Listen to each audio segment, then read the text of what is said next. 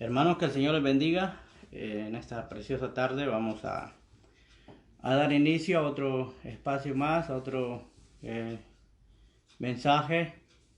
Y vamos a empezar cantando una estrofa y la última del himno 192 de nuestros signarios. Mi mano ten, Señor, yo flaco y débil, sin ti no puedo riesgos afrontar. Tenla, Señor, mi vida en gozo llene, al verme libre así de todo azar. Mi mano ten, se extiende ya las sombras, el sol se pone, nuestro día va. Contigo quiero andar, que tú ilumines los pasos que en el mundo tu Hijo da. Estimados amigos y amigas, nuevamente con ustedes y con esta alegría, con este gozo que nos caracteriza a aquellos que hemos confesado a Jesús como nuestro Salvador. Y este himno, en su última estrofa, dice: mi mano ten, se extiende ya las sombras, el sol se pone, nuestro día va. Contigo quiero andar, que tú ilumines los pasos que en el mundo tu Hijo da.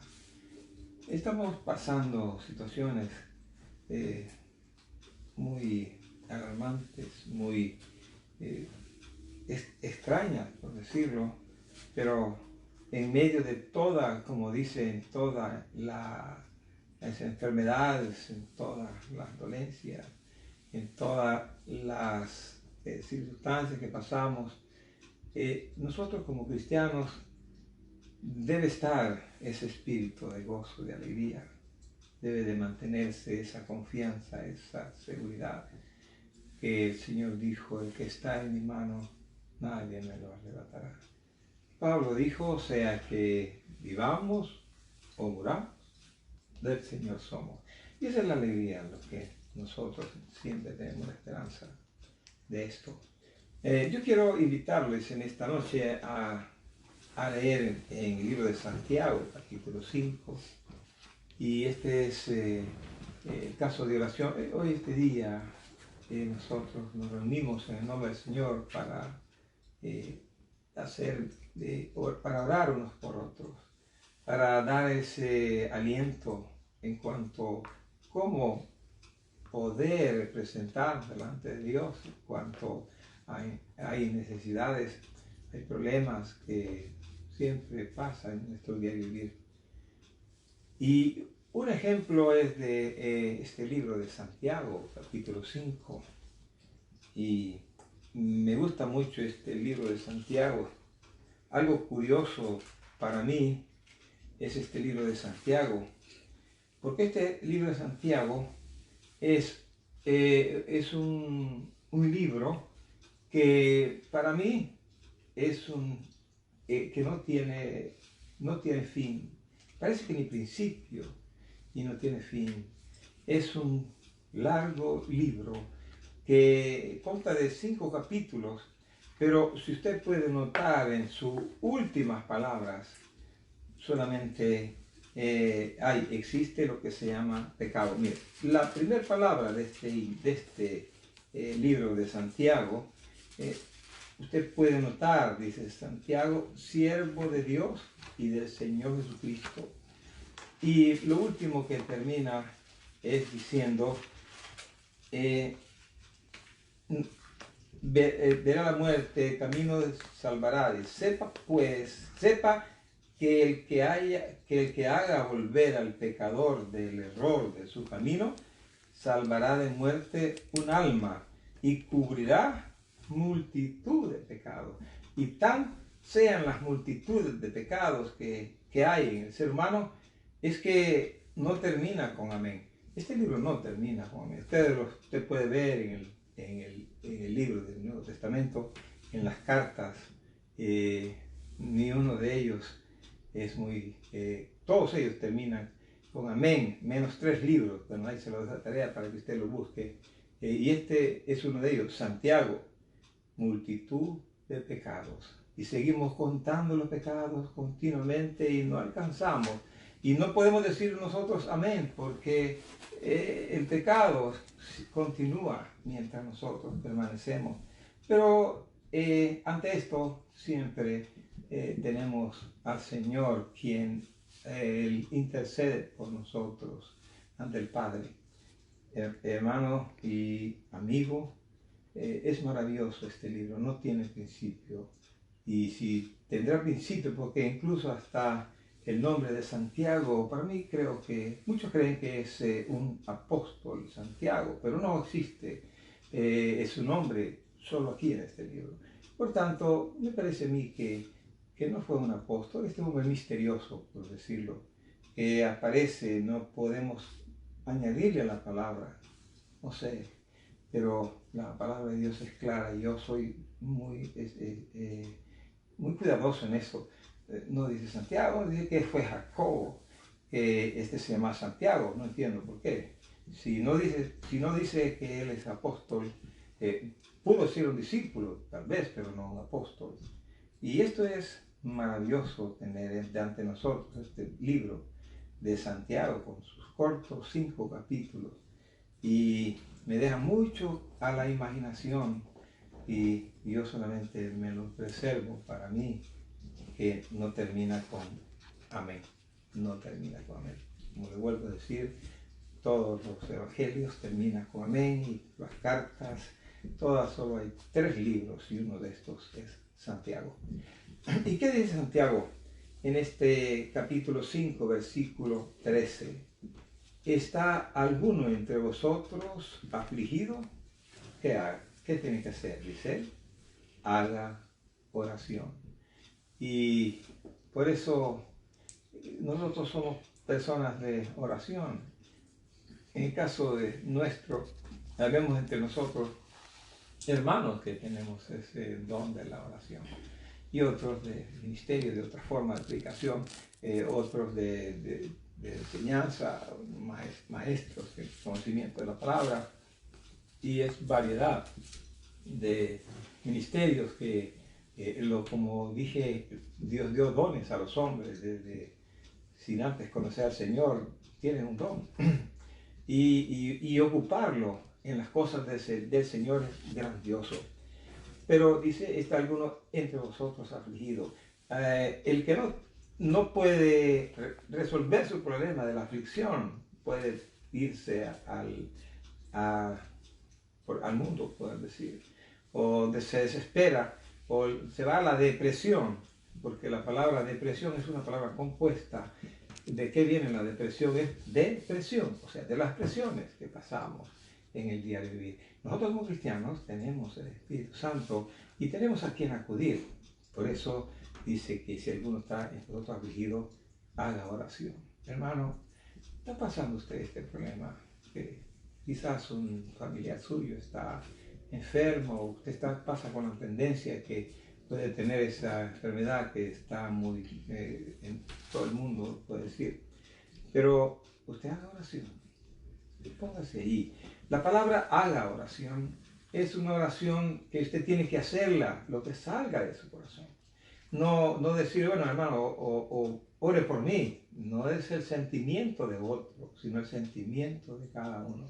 Por eso, yo no sé cómo puede empezar usted, cuál es su problema, cuál es su situación que está pasando.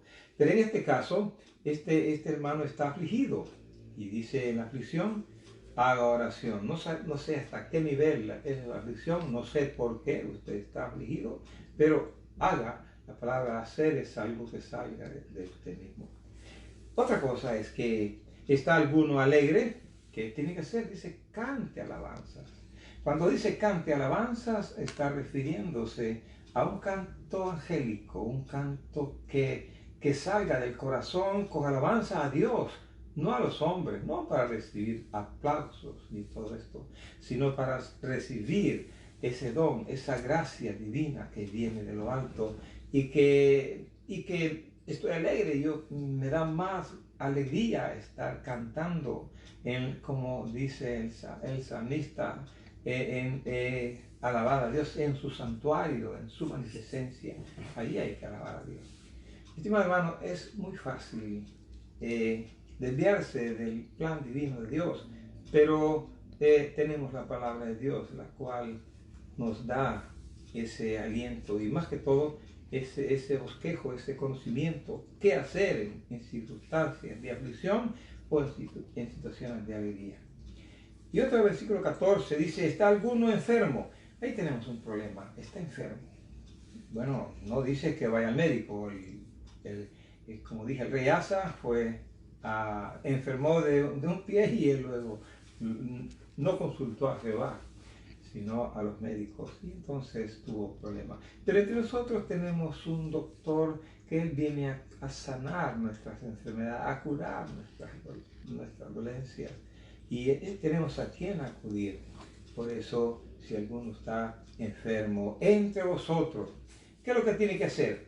No tiene la capacidad, está desorientado, desesperado, o no puede hacerlo de una u otra forma. ¿Qué es lo que tiene que hacer? Llame a los ancianos de la iglesia.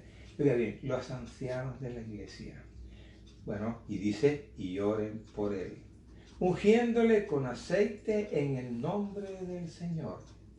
Es muy difícil a veces cuando estamos enfermos llamar a los ancianos. Cuando está hablando de ancianos, puede ser anciano de edad o un anciano de la iglesia. Yo creo que aquí está refiriéndose a anciano de edad. Porque en el tiempo primitivo, el pueblo de Israel dice que si tenía un problema, lo llamaban al anciano del pueblo, de cada familia. Entonces iba a resolver cualquier problema, a dar consejos a los jóvenes. Y eso era muy bonito. Qué importantes son, por decir, qué necesarios son los ancianos de la iglesia. Aquellos viejitos que dedican su tiempo, que se anhelan, que tienen aquel cariño, tienen esa habilidad de saber aconsejar. Por su larga experiencia, tal vez han pasado muchos años en problemas y luego ellos han sabido cómo resolverlos. Entonces, llamen a los ancianos de la iglesia, oren por él, ungiéndole con aceite en el nombre del Señor. La oración de fe salvará al enfermo. Eso es lo necesario. Pero usted no tiene fe, entonces usted no tiene la capacidad de esto. Llame a los ancianos, tienen experiencia. Ahora, sanará al enfermo y el Señor le levantará. Y oiga bien, y si hubiere cometido pecado, ellos no van a condenarlo. Y como dice el apóstol Pablo, si alguno fuere sorprendido en alguna falta, vosotros que sois espirituales, restaurarle con espíritu de mansedumbre, no sea que tú también te encuentres en la misma condición. Dice aquí, cometido pecado le serán perdonados. Otra cosa que es muy difícil, estar uno afligido, estar uno alegre por ratos y estar enfermo, y máximamente cuando está enfermo, es muy difícil. Pero aquí nos ordena, dice el versículo 16, confesaos vuestras ofensas unos a otros. ¿Qué he hecho yo? ¿Qué hermano yo le he ofendido algo?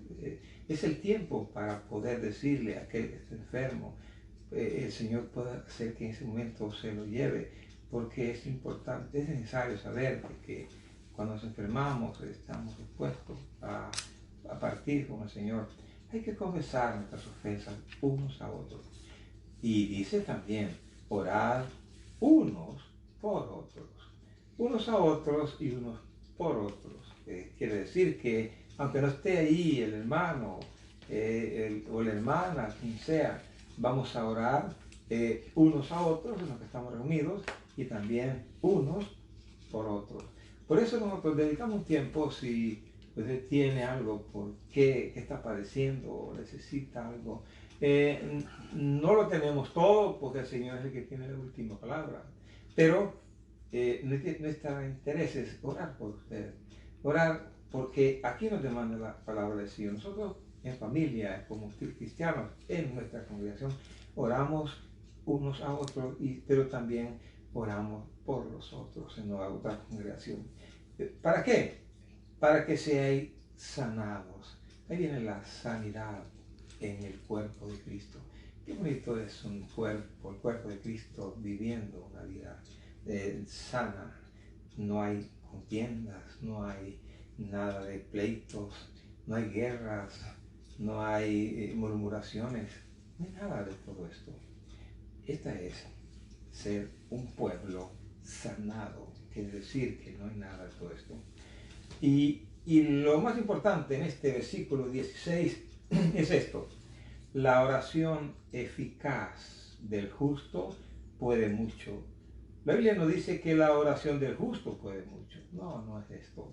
La oración del justo, para que pueda mucho, debe ser eficaz, con eficacia. Por eso tiene esa palabra. La oración eficaz. Eso quiere decir de que si usted tiene una necesidad, un problema, usted puede buscar un hermano de confianza y contarle cualquier cosa para que él dentro de sí está en su lecho, o sea, en su lugar, en su apartamento, él está ahí orando por usted. Necesitamos compartirnos unos con otros, o sea, comunicarnos unos con otros nuestros problemas. No podemos estar aferrados a nuestro problema y no ventilarle al hermano para que pueda orar con nosotros. Por eso, cuando a mí me dice, hermano, ore por esto, mi familia, por esto y esto, pero ¿qué es lo que voy a orar? ¿Qué es lo que te quiere? Ore por esto porque tengo esta necesidad, tengo este problema y cualquier cosa. Yo creo que la oración es algo muy propio, es algo muy privado el uno con el otro. Cuando usted va al médico, el médico usted está confesándole su problema, la enfermedad, y eso queda ahí entre uno y el otro. Eso es lo bonito en el pueblo de Dios. Y por eso dice que la oración eficaz del justo puede mucho. Y se necesita vivir una vida de justicia. Y eso que estamos viendo en el libro de Efesios, o sea, de Hebreos, viendo que los hombres justos que vivieron. Pero nosotros ahora somos justificados, ya tenemos ese don en nuestra vida a través de el Señor Jesucristo que murió, y dice justificados pues por la fe tenemos paz para con Dios. Estimado hermano y hermana, esto es muy importante. Ahora, yo quiero leer un último pasaje, y eso lo encontramos en Hebreos, el capítulo 11.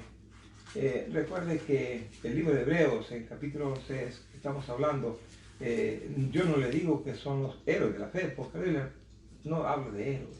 No hay héroes, sino que siervos, siempre con necesidades, que tenemos victorias, tenemos fracasos, pero nunca podemos decir soy héroe en esto.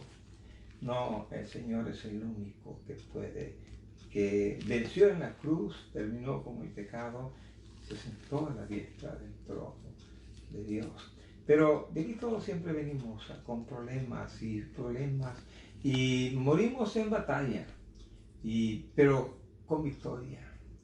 Y luego dice, estos son los hombres de fe que habla el capítulo 11 del libro de Hebreos. Pero yo quiero decirle algo en este libro de Hebreos, que yo creo que va a ser muy necesario, importante en la vida de todos nosotros, de cada uno de nosotros, mientras nos encontramos reunidos en el nombre del Señor, en nuestros hogares, en asambleas, donde quiera que estemos. Y ese es el versículo 6. Yo quiero hacer entender este pasaje, y que lo entendamos con la claridad que se merece el pasaje, para poder entender.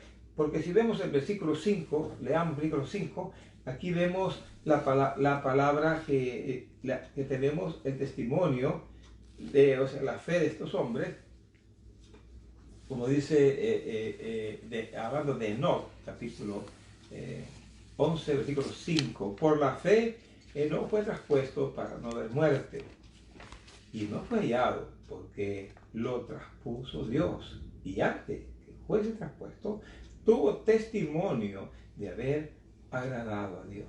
¿Y qué dice? Pero sin fe, oiga bien, sigue hablando de la fe, pero sin fe es imposible, imposible. No hay ninguna posibilidad. Si usted no tiene fe, es imposible agradar a Dios. ¿Por qué? Vea usted lo que viene. Porque es necesario que el que se acerca a Dios crea que le hay y que es galardonador de los que le buscan. Dos facetas importantes. Primeramente, que el que se acerca a Dios, primeramente crea que le hay y que es galardonador de los que le buscan. La palabra crea, la vemos tan clara aquí, es del verbo crear y no del verbo creer, pues que si fuera el verbo creer en sí, pues ya faltaría suficiente la palabra fe, que tenemos en 2 veces escrita, hablando de Enoc. Y luego versículo 6 tenemos también, pero sin fe es imposible agradar a Dios, porque es necesario que el que se acerca a Dios crea que le hay. O sea, pues es creer a nuestra creación. Crear en nosotros esa idea que existe Dios y que es galardonador de los que le buscan. Yo creo que ahí mismo, donde está en su hogar, ahora mismo en estos tiempos, cuando usted tiene la oportunidad, quizás no tiene trabajo, entendemos, o quizás tiene tiempo, poco tiempo de horas de trabajo, pero es importante en esa comunión uno con el otro. Entonces usted puede crear en los hermanos, crear en usted mismo, crear en todos los que, su familia, su esposa, sus hijos, y crear en esto es que existe Dios. Y si existe, y si usted está creando en sí mismo y en otros que existe Dios, tenemos victoria. Crea que le hay. O sea, no cree, porque la palabra de Dios dice, Juan, dice que de tal manera amó Dios al mundo, que ha dado su Hijo unigénito para que todo aquel que en Él crea, no dice, para que todo aquel que en Él cree, hablando del verbo creer, no se pierda, sino que tenga vida eterna. Pero aquí tenemos es el verbo crear. Qué bonito es crear. Y bueno, un ejemplo fue de David. Estaba viendo el capítulo 51, versículo 10 del libro de los Salmos. Léalo estos 2 pasajes, compárelos y usted se dará cuenta que es bonito crear en nosotros. Y David está orando en el capítulo 51 del Salmo, dice aquí, empieza con la palabra crea, 51, 10. Anótelo, los 2 pasajes, 11, 6 y 51, 6. ¿Qué es lo que está haciendo aquí David? Dice el versículo 10 del capítulo 51 del Salmo, crea en mí, oh Dios, un corazón limpio. Es difícil nosotros, en medio de esta pandemia, por decir, que estamos viviendo hoy, tener un corazón limpio. A veces pensamos mal, hablamos mal, nos portamos mal, porque hay veces que nos encontramos con una persona y estamos midiendo en los 6 pies y dice, no, o pasamos de largo, no queremos ni hablarle a nadie, siempre estamos como esquivándoles. Pero yo creo que nosotros tenemos que respetar a aquel que así lo quiere, no lo juzguemos por esto. Normalmente yo siempre pienso eso, que no puedo yo apartarme de un hermano, de alguien que me quiere pedir un favor o cualquier cosa. Y yo estoy ahí. Entonces es importante en este tiempo de esta pandemia que estamos viviendo, es que le pidamos a Dios y decirle, crea en mí, oh Dios, un corazón limpio. Crea usted, crear en mí ese corazón limpio. Como digo, tenemos un corazón muy apartado de Dios en veces, o contaminado por causa de la contaminación del pecado. Pero luego dice, nosotros queremos tener un corazón limpio. Entonces oremos a Dios. Ore usted, hermano, ore usted, hermana. Si usted tiene una mala fe o mala conciencia para un hermano, una hermana, usted diga al Señor, yo quiero que tú creas en mí, que así como creaste los cielos y la tierra, creas también en mí un corazón limpio. Qué bonito es tener un corazón limpio, que no haya contiendas, que no haya amargura, que no haya odio, que no haya rencor, que no haya malicia, que no haya nada aquello que pueda apartarme de la comunión con mi Padre Celestial. Crea en mí, oh Dios, un corazón limpio. ¿Y qué más? Renueva un espíritu recto dentro de mí. Las consecuencias del pecado que sufrimos por el pecado es por esto que nosotros somos bien maliciosos. Nuestro corazón está malo, corazón que no tiene la limpieza por la sangre de Cristo. Y eso es lo que nos aparta a veces de Dios. Dice que hay división entre el hombre. Vuestras iniquidades han hecho división entre vosotros y vuestro Dios. Por eso el Señor dice, hijo mío, dame tu corazón, porque de él mana la vida. Crea en mí, oh Dios, un corazón limpio. Qué bonito, un corazón limpio. Y renueva un espíritu recto dentro de mí. Dos cosas. Que crea en él, que crea en nosotros eso, y que sea renovado un espíritu recto delante, o sea, dentro de mí. Todo está dentro del interno. Por eso, estimados, gracias al Señor por esta oportunidad. Y yo creo que seguimos hablando. Esperamos que esto sea de bendición, de ayuda. En estos tiempos estamos recluidos en nuestros hogares, donde tenemos la oportunidad. Yo me siento, yo no sé, pero yo me siento alegre porque yo los tengo a ustedes para predicar la palabra. El Espíritu Santo yo mando textos todos los días, gracias al Señor por esto, pero en veces digo yo, me oyen, o sea, los leen o no los leen, pero aquí, gracias por su atención, gracias por el tiempo que usted ha apartado para escuchar la palabra de Dios. Y no se olvide, por el oír viene la fe. Amados hermanos y amigos, quiero decirle, Dios les bendiga a cada uno de ustedes en sus hogares.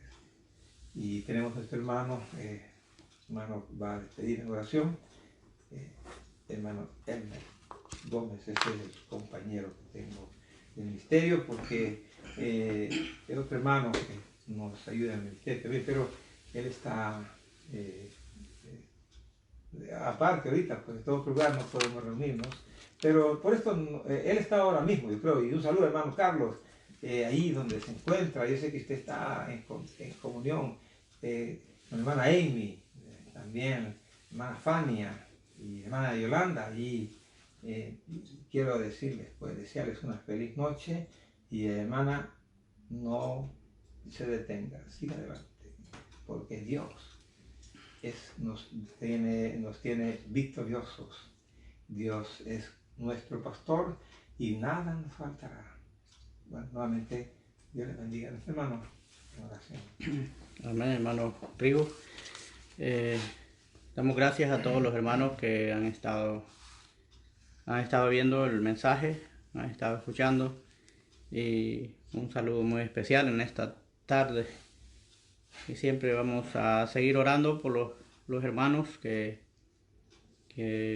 están enfermos y aquellos que han pedido oración.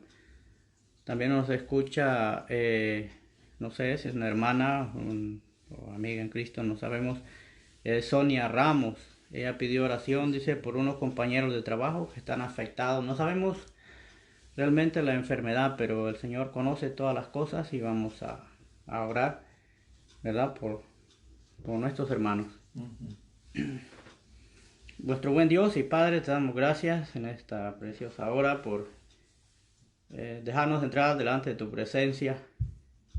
Hoy, Señor, dedicamos siempre este día a la oración. Y queremos, Señor, que cada uno de los hermanos donde estén, Señor, pensando, estén en la comunión, en el Espíritu, unidos, Señor, en la oración, unidos, Señor, como iglesia, como un cuerpo en Cristo, dando ese testimonio al mundo de que tú eres nuestro Salvador, de que tú eres nuestro Dios. Y queremos, Señor, que tú bendigas a cada uno, a nuestros hermanos y a aquellos amigos que nos ven. Que seas tú, Señor, bendiciendo, guardándonos. A los enfermos, Señor, de esta hermana, no sabemos, compañeros de trabajo que dice que están afectados, no sabemos la enfermedad, pero tú que conoces todas las cosas, te los ponemos en tus manos. Para que seas tú, Señor, el que hagas la obra, no solamente la sanidad física, sino también la sanidad del alma, la sanidad espiritual, que tú obres conforme a tu voluntad. Seguimos pidiendo por nuestra hermana allá en Nicaragua también, que está enferma también, Señor. Rogamos por ella, por esa enfermedad de la depresión. Sabemos que los tiempos que estamos viviendo, algunas personas están padeciendo de muchas cosas y queremos que seas tú con ellos, Señor. Pedimos por cada uno de los hermanos en diferentes lugares. Nuestros hermanos en Nueva York, en diferentes lugares, Señor, en nuestros hermanos allá en Colombia, en Honduras. Rogamos, Señor, por cada uno de ellos para que tú los guardes, Señor. Y si alguno está enfermo, como dice tu palabra, dice que la oración eficaz del justo puede mucho. Queremos, Señor, que seas tú obrando en cada una de nuestras necesidades, tanto las nuestras como las de cada uno de nuestros hermanos que nos están escuchando. Rogamos por cada hogar, Señor, que seas tú el centro, que seas tú, Señor, derramando bendiciones y que puedas proteger, Señor, siempre a cada uno de los hermanos y amigos, aquellos que no te conocen, que seas tú, Señor, tocando el corazón para que puedan pensar, puedan meditar un momento de la necesidad de salvación. Sabemos que tú eres nuestro Dios y que no hay otro a quien podemos acudir. Dejamos todo esto, Señor, en tus manos en esta noche, pidiéndote tu bendición y dejando todo a tus fieles cuidados. En el nombre poderoso de Cristo Jesús, nuestro Señor y Salvador. Amén. Amén.